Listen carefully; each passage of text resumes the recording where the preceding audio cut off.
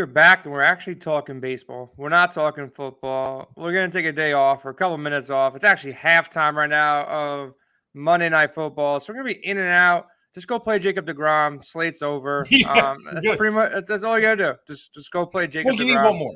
You need one more. Yeah, you need one more for DraftKings. FanDuel, play deGrom. A lot of people will. Now, Dave, let's not talk about how good deGrom is because he's pretty damn good. Yep. You got to pay up for him. But let's talk about the other guys out there. Massive slate. There's guys on this slate I've never seen before in my life. So hopefully you've seen these guys. I don't know who the hell these guys are, but it's the end of the season, and that's what happens in MLB. They're not really tanking.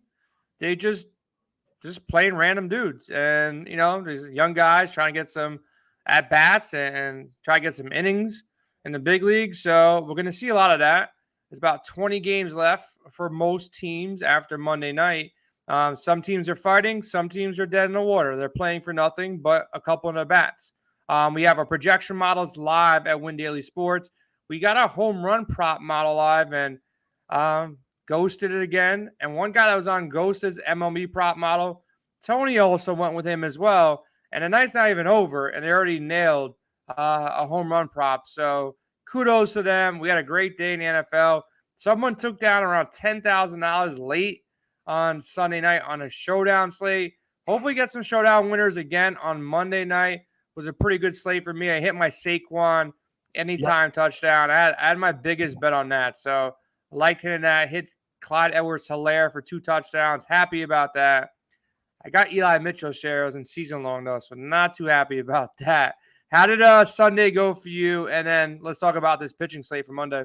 Yeah, Sunday was good, man. The running back report that I posted last Thursday, big on Taylor, big on Saquon. I was with you guys. They were the top 2 running backs on the slate. I didn't have Cordero Patterson anywhere, but that's okay. You can't get everybody. You shouldn't have him. Yeah, you shouldn't have had him. No. But what I loved is our guys behind the scenes, Sticks, you, me, everybody's that's writing stuff and digging deep. The angle to play Mahomes against that awful Arizona defense really paid off. I know Sticks was big into him, so I'm glad we got some listeners, subscribers out there really hitting big because that insight, on a big slate like that, Jay, that was a huge slate that day. Mahomes was under-owned. Yeah.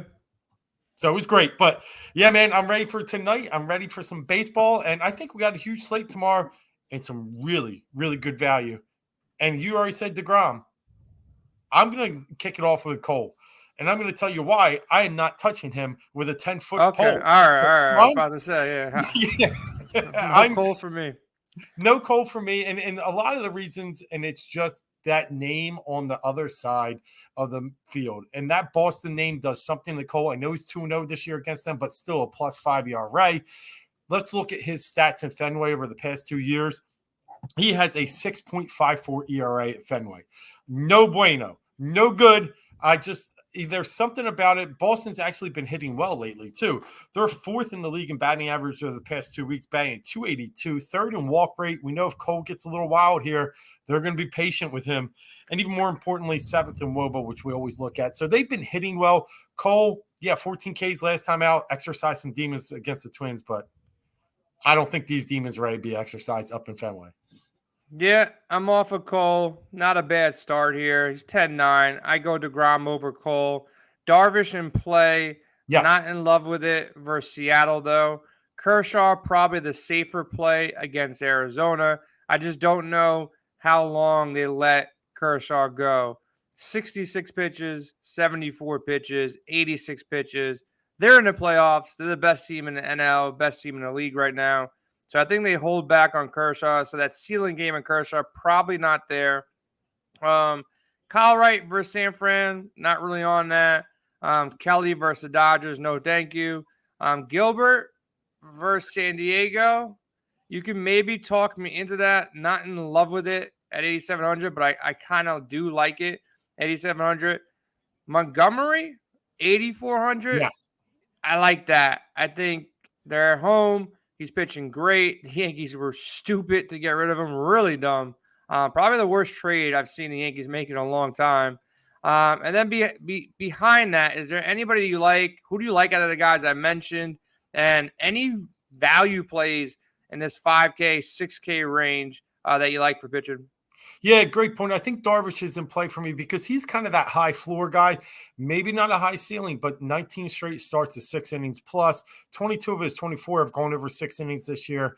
He's a guy that's just going to eat up innings, get us what we need, average 20 points a game in DK. So he's just a guy I think we can count on. Tough matchup at Seattle, but let's look what he did recently. It's like when he's focused, he pitches better. 5 starts against playoff teams, Dodgers, Phillies, Mets over the past 2 months. 3 ERA. He's had 8 starts against teams like Washington, KC, Detroit, 3.9 ERA. So Seattle, good team. I expect him to dial it up. So I like Darvish. When I go deeper, Kershaw maybe, right? Kelly, like you said. Gilbert, 32.5 points in his last 2 starts. San Diego not really scaring me or anyone else. So I do like Gilbert. Montgomery's a smash play, I think. Milwaukee stinks. They're bad.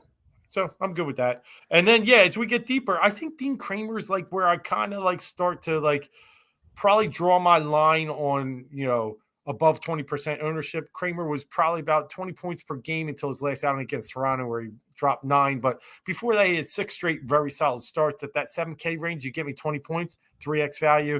And versus a team, I think you can take advantage of Washington. So Kramer's kind of where I draw my line. I'm not a Kopech guy, but if you go deeper, the only one I'm thinking about is Cole Reagans, but I just don't know how much I'd like, a guy that's only popped 12.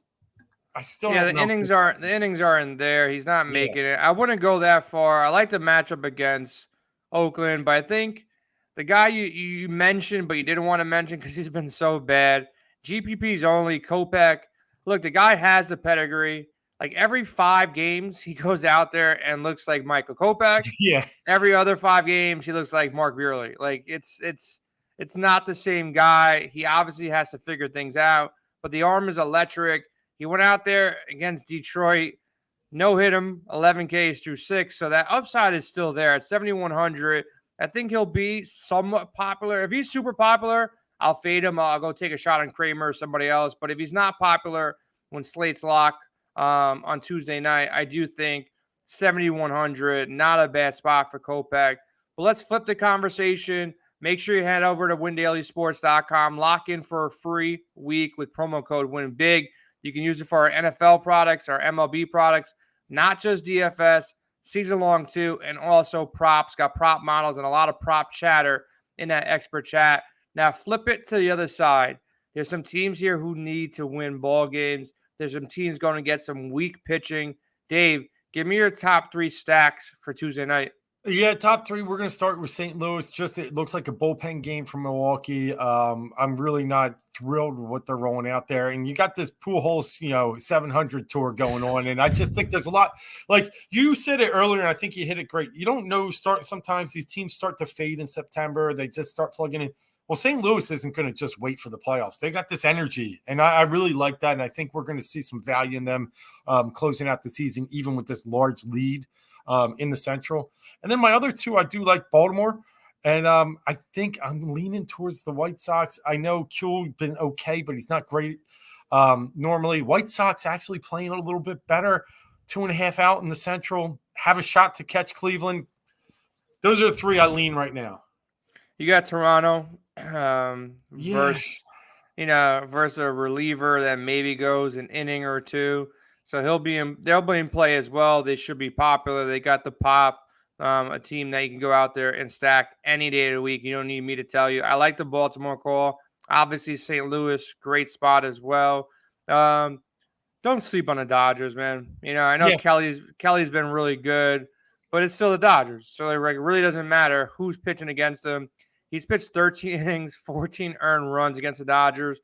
That's most pitchers again. This is a guy with a sub-3 ERA who's pitched, probably had his best year of his career, but it's the Dodgers again. So anytime you face the Dodgers, bad things usually happen. So Dodgers in play for me up top. Not really going to go after the Mets here.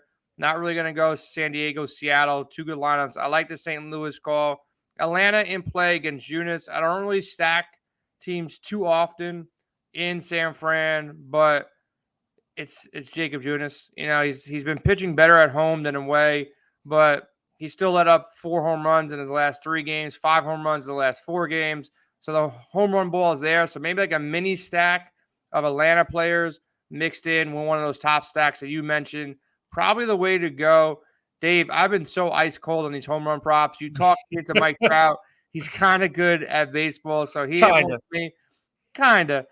Especially when it doesn't matter. Like when the Angels are out of the playoff hunt and he can just go out there and have fun. No pressure, no stress. And people are pitching to him. Don't really matter. It's Mike Trout, though. He is good.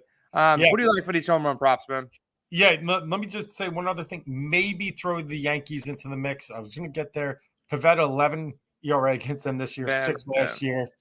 It's a shame that the Yankees have really faded that far that now they're like the 5th down on our stack list. But I think they're in play tomorrow. But yeah, home runs, I'll leave Trout for you just in case. He had a 7 in 7 games tonight. But I'm going to go back to a guy that gave me a little 2 for 2 the other night when we were on, and he hit one tonight.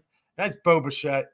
The guy, again, hitting well. You already talked about a bullpen game. He hit one in the 8th inning tonight to lead Toronto to a very, very important victory against Tampa Bay.